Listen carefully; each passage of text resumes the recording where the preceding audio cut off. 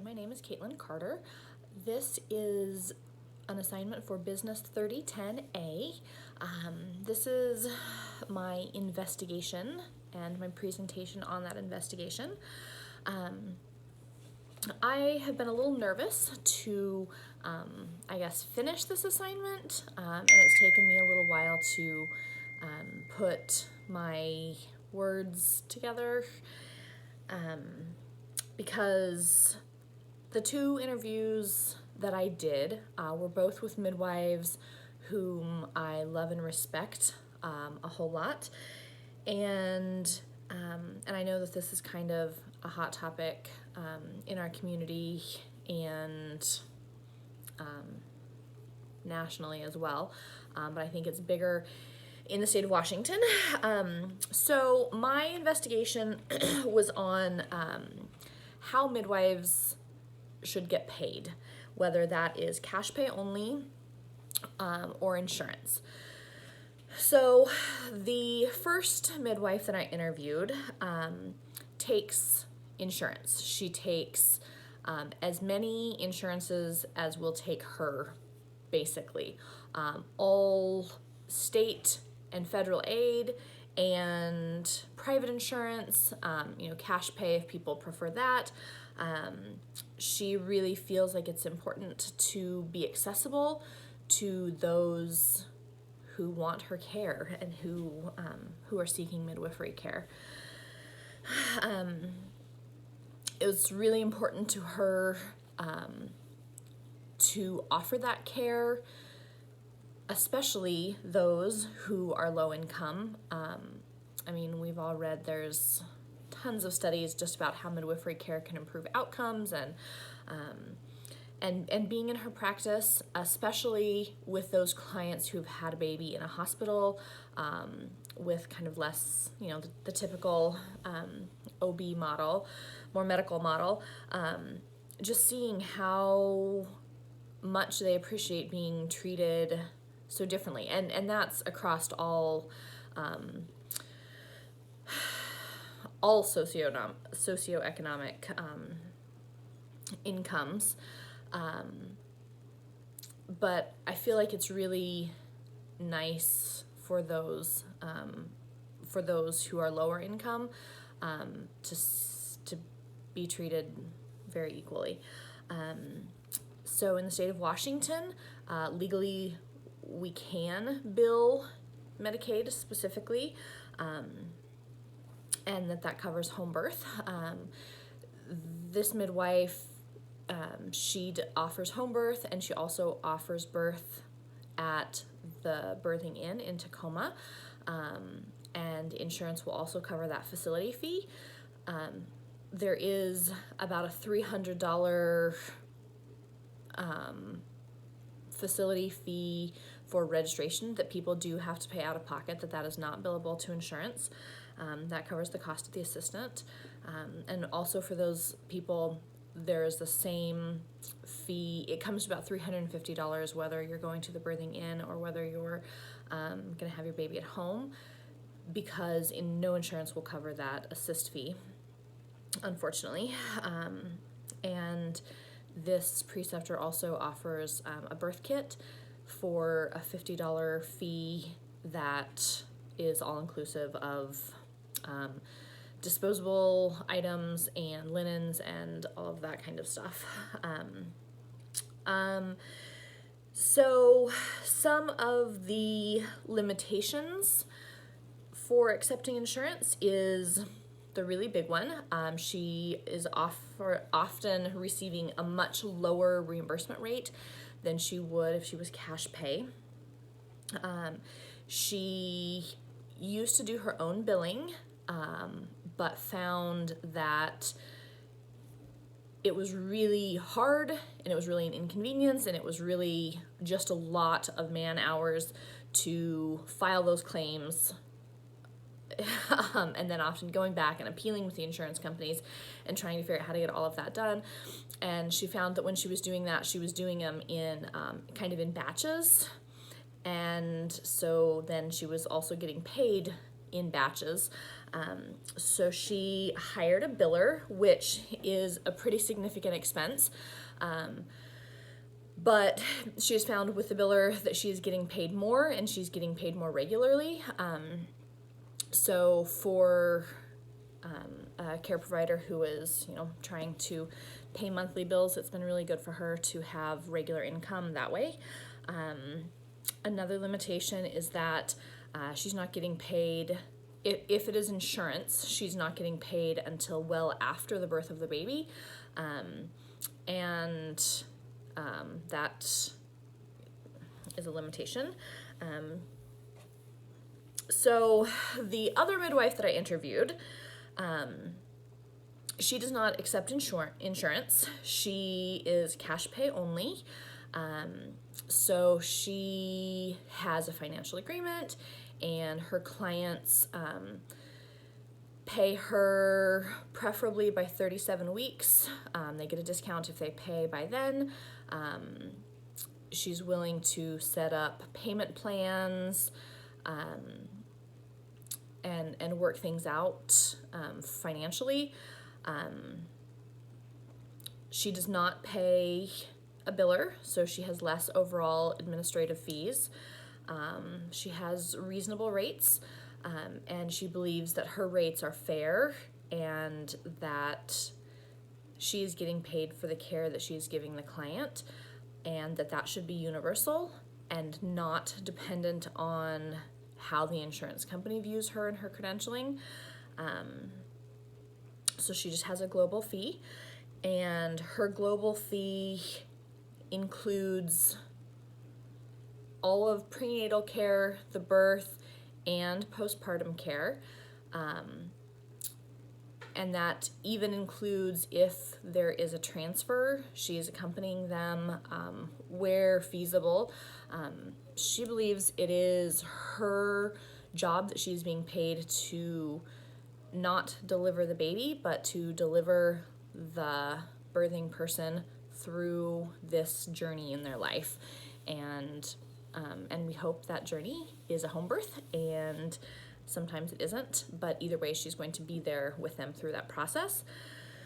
Whereas the first preceptor that I interviewed, in the event of a transfer, because she's billing insurance, she's not getting paid any for the birth itself. She may be able to bill for labor management and things like that, but so she is not with them at the hospital unless the client chooses to pay her the equivalent of a doula fee to accompany her to the hospital. So that's a difference there as well. So the cash pay only midwife, she believes that it's putting some of the responsibility on the client. And well, I'll talk about my outlook on that at the end. She does offer super bills, however, if people want to deal with their own insurance companies and seek reimbursement that way. She offers a very detailed super bill for them. And she also, one of the other really important things to her is that she is the one that gets to make the decisions about her practice and how she practices and the clients that she takes. Insurance companies will often not cover VBACs or twins or breaches. And this preceptor feels really strongly that she does not want an insurance company telling her how to practice. And that's not to say she does those things, but she doesn't want that decision taken away from her based on how much she's going to get paid. Some limitations for cash pay only is that it does limit the clientele that she has. She's not trying to have a big, busy practice, so I think that that's less of a limitation for her, but I think for someone who is wanting a busy practice, 4 to 8 births per month, I think that it would be really hard to find the right clients that would be willing to pay cash only. And One of the other limitations is that it limits those it limits the independence of those people that have insurance and feel like they can or should be using that insurance because they're paying for it. That those people are obviously not right for cash pay either, unless they want to go the super bill route and try to bill their insurance themselves and seek reimbursement that way. So I don't think that either one of these midwives are wrong in their choice. I think that it's great that that we have the options that we have in the state of Washington to be able to bill. And so I just wanted to kind of, in conclusion, talk about my feelings and my future practice after interviewing these midwives, both of whom I have great respect for. I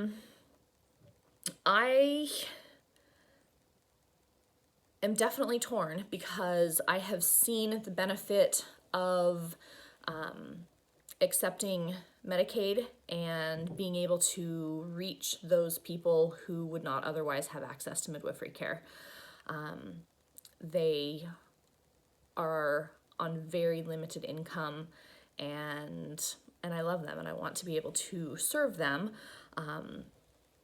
And that it's really great to know that they are not going to have a huge financial hardship to have a baby. However, that has also been frustrating to me to see some of the struggles. I mean, I don't want to talk about anyway, it has been frustrating for me as a care provider to be limited in the things that they are willing to do or try or be able to pay for, particular supplements or probiotics, anything like that. Like those things are completely out of their budget. And I know that that's not something they're going to do. So it has made it harder for me to kind of view that as a care provider, knowing that they could be healthier, that they could be supporting their liver better, you know, whatever the individual thing may be, in that that they're not able to do that. So that just makes it harder for me as a care provider, because I know that there are things that can help some of those conditions. I have a little personal experience with this. My husband is military and we have TRICARE insurance, and TRICARE only covers certified nurse midwives. And I believe they are covering the facility fees for birth centers now. But when I was having babies, I was going to have to travel over an hour to go to a CNM to have a baby at the birth center, and I wanted a home birth. So we have 4 kids, and we paid out of pocket to have 3 of the 4 at home. My first one was born in a hospital, and I knew that they were going to be billing in my insurance, and I asked for a copy of that bill. And this was almost 13 years ago. My hospital stay was thankfully very uncomplicated, and for a 24-hour stay, it was $8,100 that the hospital was paid by my insurance company. And then for the next birth, we moved. It was actually with a midwife here in the state of Washington. This was 9 years ago. We paid her global fee out of pocket to us. It cost us $3,000, but that was the entirety of prenatal care, birth, postpartum care, and it was wonderful. And the next 2 were actually with the CNM, but it was in the state of New York, and that's a whole other ball of wax. But we were paying out of pocket there as well. And it's really frustrating. It was really frustrating for my partner, who having insurance is supposed to be one of the benefits of being in the military, and we did not use our insurance at all. I mean, they covered labs, but Anyway, so he was a little bit bitter about that, even though he knew midwifery care and a home birth was the best for our family. That was hard as well. I believe in getting paid for our work. If we're billing wrong, or if something happens and it's not ethical to me to not get paid for work that I have done, particularly if in my own practice I want to provide the supplements and probiotics that I feel like my clients should be taking. So I would not only be at a loss for my work, but I would also be out. And I don't think that that's right either. I feel very strongly about legislation. I feel like midwives need to be paid for their work. It shouldn't be so hard to be a paid care provider. Anyway, that's a whole different ball of wax as well. So in my practice, I am going to not accept insurance, at least initially. I'm also giving myself the grace to understand that this may change as I go along. But I want to offer a sliding scale, or offer so many reduced rates per year. I don't know what that will be as my practice, kind of grows. We'll see exactly what that means, because I want to be able to offer my services and my care to those people who want it. I feel really strongly about that, and I feel really strongly about making it work.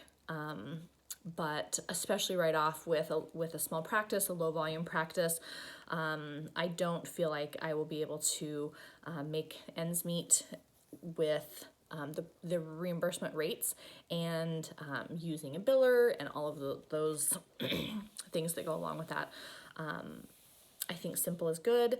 I want to give my clients equal care. And one of the questions that I didn't bring up to either one of the midwives that I interviewed, but just something that I've been thinking about since then, is are decisions, does the level of care change when a provider knows how much they're going to be reimbursed for the care of that client? And I think, unfortunately, sometimes that answer is yes.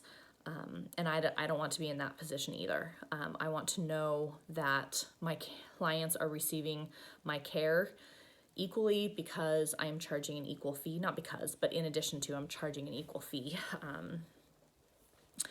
So yeah, in conclusion, I don't think there's any right answer. I think this is very, very much an individualized choice. And I think that it's hard. So anyway, I will stop rambling. Thank you so much.